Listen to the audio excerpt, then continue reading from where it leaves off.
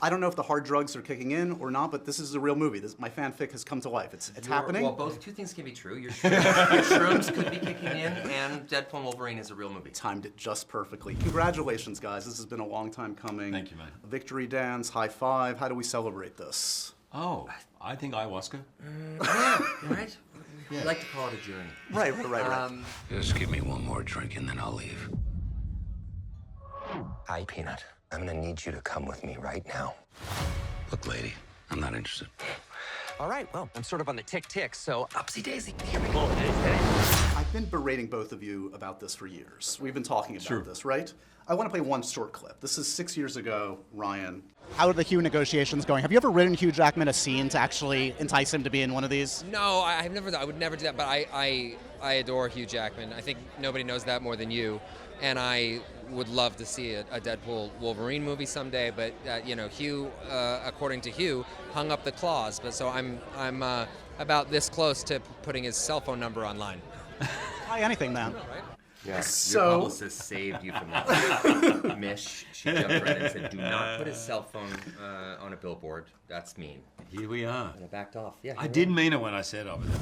We believed you. We all believed you. I believe me. Did you lose hope at any point? Did you think this is just not going to ever happen as much as I'd want it to happen? I'm still lost in the fact that you guys, when you're doing these interviews, don't get a reverse.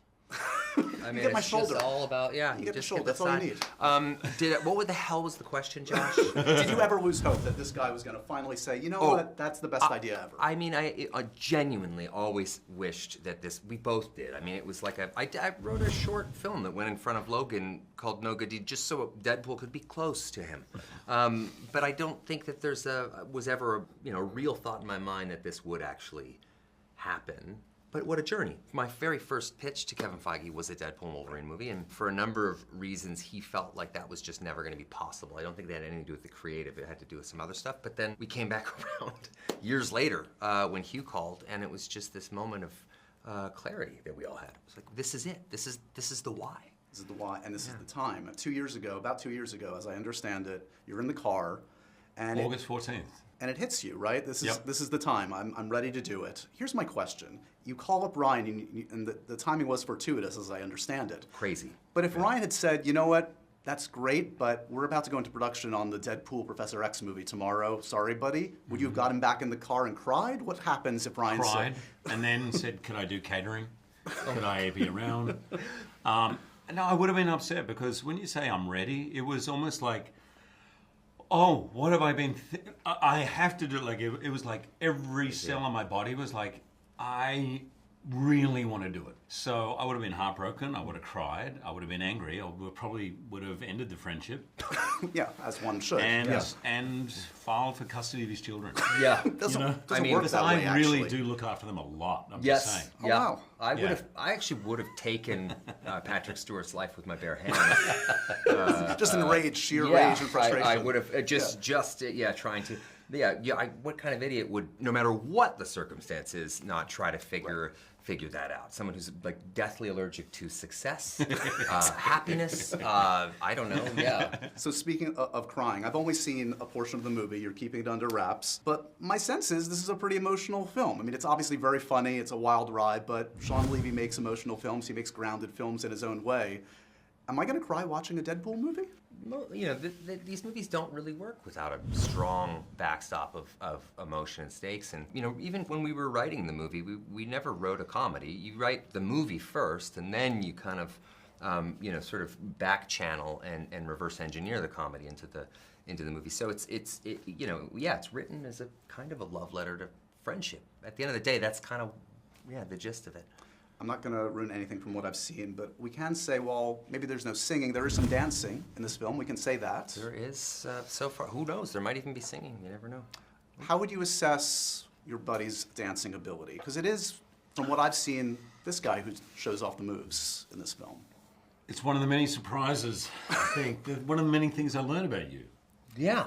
What an extraordinary right? mover. Yeah. Look, these hips don't lie. You can't. They're hooked up to a lie detector test, and they're good Christian hips. So they wouldn't possibly. Is that what they call them? Yeah. The line I'm dancing here is, I don't know how much we want to tell. Yeah, there's That's a bit the of line dancing there. Yeah, Okay. I got some help too from a great guy named Nick Polly, dancer extraordinaire. Yeah, Speaking of music, this I think is the first soundtrack in history to have NSYNC, The Greatest Showman, Grease, and Stray Kids.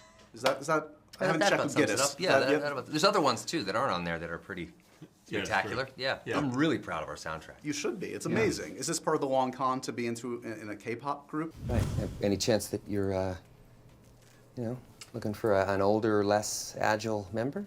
Maybe? No.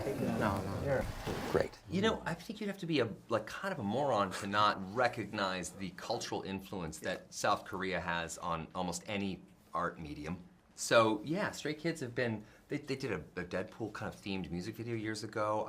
I've been sort of chatting with them and buddies with them. Yeah. You have too, since for me, since Free Guy, since before that even. Stray Kids. What's our band? Stray Old Men. Yeah, Stray. Stray. That's the Just tough north of thing, middle right? age. But Let's isn't that say always the it's tough thing? When you have new kids on the block, or like when you have kids in there, you're suddenly it's like You're still kids. We're children. Completely, but Well, just I not know. chronologically. That's Yeah. not. Yeah, I mean, this from the neck down as a deal with the devil. I mean, let's just be honest here. What is happening, man? This is publicity. We're not honest about anything, guys. God. Lady Deadpool, we have no idea who plays her, but how would you assess the performance of whoever played Lady Deadpool in Oh, this film? that's a good question, Josh. I want to hear. Josh Horowitz, Social Security number 6. I'll tell you your secrets if you tell me mine, man. I'm just saying, we don't have to name names. Yeah, but no. I love the smell of traps. They smell great. How about this? Let's end with a poignant but awkward moment. Sure, yeah. Stare each other in the eyes. You guys, one of the joys of this is that you both are iconic in these respective roles, and to see them come together is such a blessing for the audience. What makes the other perfect for this role? What makes them define this role for you? I mean, good God. Are we really going to let this guy tell us how much heavy eye contact we're going to make? Like, we don't do enough of this? Embrace I it. don't feel Heavy safe. eye contact? I don't Lean either. in. Yeah. Lean into it. Can we have an intimacy coordinator?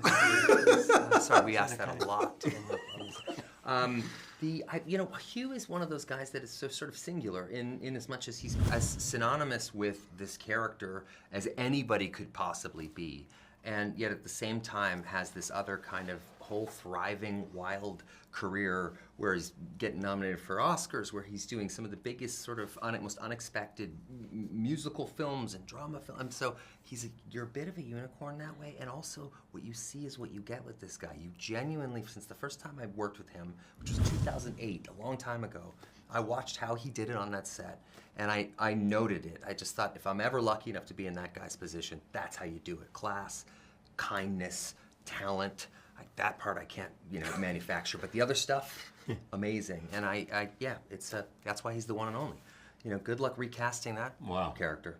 Wow, man. Yeah. Don't feel the need to We're out of let's go time back to anyway. it. I ran the I can be friggin' clock quick. out. I can be quick here. And I'm glad I'm going last because that was pretty awesome. But I think what you're doing, Ryan, or as I found out in Rio, what you are My doing. name is pronounced in Brazil.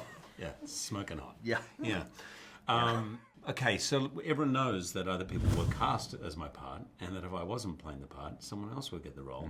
But the Deadpool movie would not have even happened without you. It wasn't like there was other people. And now I would say that you've not only perfect for the part that was created, you've elevated the part that was created, and I mean that. And now to watch you as a producer and as a writer, you've gone from being, I think, one of the most talented people in our business to being annoyingly talented and annoyingly accomplished and really wealthy.